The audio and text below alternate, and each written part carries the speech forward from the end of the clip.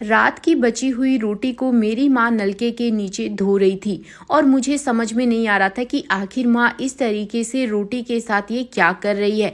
मैंने जाकर मेरी माँ को बोला कि माँ आप रोटी को क्यों ख़राब कर रही हो, इससे अच्छा तो किसी को दे देती, ये तो रोटी पूरे तरीके से ख़राब हो जाएगी और आप तो नाश्ता बनाने वाली थी, तो इस तरीके से रोटी का आप क्या कर रही हो, क्यों इसे ख़राब कर रही हो। तो माँ ने बोला कि अरे बेटा मैं ख़राब नहीं कर रही हूँ, बल्कि इसे तो मैं ठीक कर रही हूँ। मैंने कहा भला पानी में भी कोई रोटी धोता है क्या, इस तरीके से रोटी को अगर धोगे तो ये तो ख़राब ही होगी ना। तो माँ बोले कि अरे बेटा आज मेरा ना नाश्ता बनाने का बिल्कुल भी मन नहीं है। तो मैंने कहा हाँ नाश्ता बनाने का मन नहीं है तो मैं बना देती, लेकिन इस तरीके से रोटी धोने का भला क्या मतलब है। तो माँ ने बोला कि अरे रोटी को धोने से मैं तुम्हारे लिए बहुत ही अच्छा सा हेल्दी सा नाश्ता तैयार करूँगी। मैंने कहा रोटी को धोने से भला हेल्दी नाश्ता कैसे तैयार हो सकता है। तो माँ बोली कि अरे बेटा तुम रुको, मुझे इसे प्लेट पर निकालने दो। कि तभी मैंने देखा माँ ने इसको प्लेट पर निकालकर दूसरी तरफ एक पैन रख दिया और उसमें थोड़ा सा जो घी होता है वो डाल दिया। मैंने कहा कि माँ अब आप क्या करने वाली हो।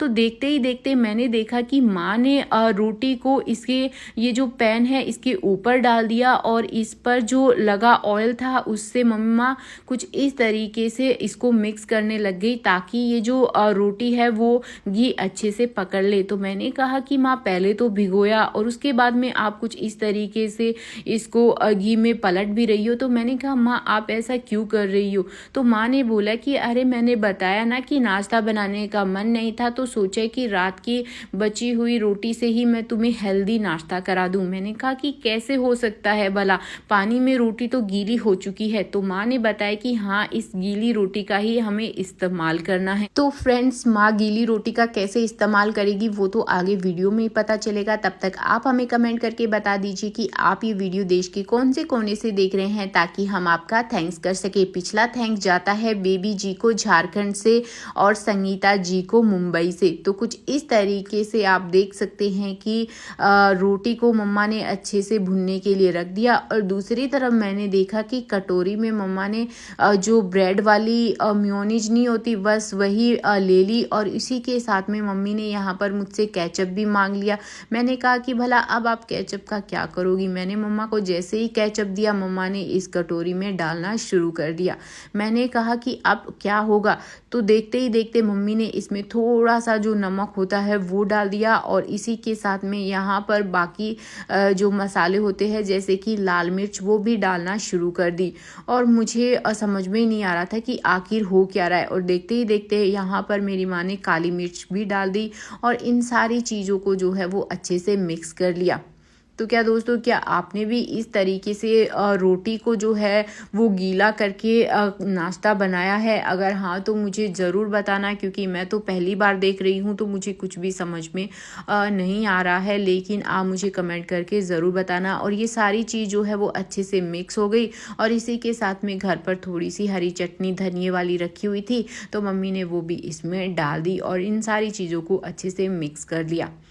और जो रोटी भून रही थी तवे पर उसके ऊपर ये जो मिश्रण तैयार किया था मेरी माँ ने वही अब धीरे धीरे करके जो सारा मिश्रण है वो डाल दिया और इन सारी चीज़ों को अच्छे से स्प्रेड कर दिया। तो मुझे अब कुछ धीरे धीरे समझ में आ रहा था कि अब तो कुछ बहुत ही हेल्दी सा और कुछ बहुत ही इंस्टेंट सा बनने वाला है जो सारे घर वालों को बहुत ही ज़्यादा पसंद आने वाला है।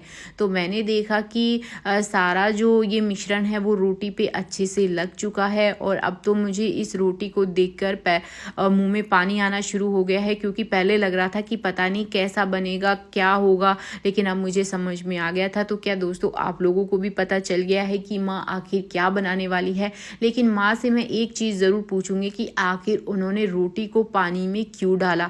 तो यहाँ पर आप देख सकते हैं कि एक एक करके मम्मी ने यहाँ पर प्याज डाल दिए और साथ ही साथ थोड़ी सी शिमला मिर्च डाल दी और शिमला मिर्च के साथ ही साथ यहाँ पर कॉर्न्स भी डाल दिए। तो मैंने मेरी माँ से पूछा कि अरे मम्मा अब तो आप बता दो कि आपने रोटी को भिगोकर क्यों भिगोया। तो माँ ने बताया कि रोटी को भिगोने से जो रोटी है वो काफ़ी ज़्यादा सॉफ्ट हो जाएगी और हमने तेल में इसलिए भुना ताकि ये थोड़ी सी क्रिस्पी हो जाए। तो यहाँ पर थोड़ी सी जो चिली फ्लेक्स है माँ ने वो डाल दी और साथ ही साथ थोड़े से यहाँ पर जो चीज़ होती है वो डाल दी और थोड़ी सी चिली फ्लेक्स फिर से डाल दी। तो माँ ने बोला कि अगर हम प्लेन रोटी का पिज़्ज़ा बनाते तो शायद ये इस तरीके से अच्छा नहीं होता, लेकिन अगर हम भिगोकर और फिर थोड़ा सा ऑयल में फ्राई करेंगे तो ये मुंह में इतनी ज़्यादा घुल जाएगी, सॉफ्ट भी होगी और क्रिस्पी होगी कि उंगलियां चाटते रह जाओगे। तो मैंने कहा कि ये तो बहुत ही अच्छा तरीका है माँ। तो माँ ने यहाँ पर इटालियन सीजनिंग भी डाल दी थी और साथ ही साथ इसको ढक्कन लगाकर बंद भी कर दिया और यहाँ पर बहुत ही मज़ेदार सा पिज़्ज़ा बनकर तैयार हो गया, वो भी रोटी वाला। दोस्तों सच बताऊं ये रोटी वाला पिज़्ज़ा मुंह में जाते ही घुल गया क्योंकि ये इतना ज़्यादा सॉफ्ट और क्रिस्पी था कि मैं आपको क्या बताऊं। तो आप भी अपने घर पर इस पिज़्ज़ा को ज़रूर बनाकर ट्राई कीजिए। अगर वीडियो पसंद आई तो ज़रूर शेयर कीजिए। मैं चलती हूँ, बाय बाय।